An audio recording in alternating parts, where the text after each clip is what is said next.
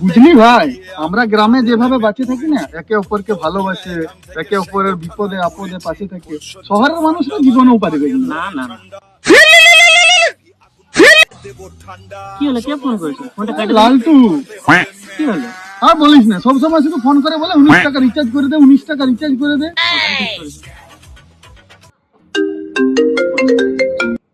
হ্যাঁ হ্যালো, হ্যাঁ হ্যাঁ ফাঁকা আছে। আচ্ছা আচ্ছা ঠিক আছে ঠিক আছে, বিকেলে তো? হ্যাঁ ঠিক আছে, কোনো ব্যাপার নেই। হুম। কে ফোন করেছিল? লালটু লালটু তোকে কি বললো? বললো বিকেলবেলা ওর বার্থডে পার্টি আছে, পিকনিক দিবে, বিরিয়ানি পিকনিক, তাই আমাকে ডাকতে বললো, আমাকে যেতে বললো। তার মানে কি ও আমাকে ওই জন্যই ফোন করেছিল, বিরিয়ানি খাওয়াবে বলে? হতে পারে। দাঁড়া, তাহলে আমি এবার ফোনটা করি। হ্যালো, ভাই 19 টাকা রিচার্জ করে দেন। কি হলো?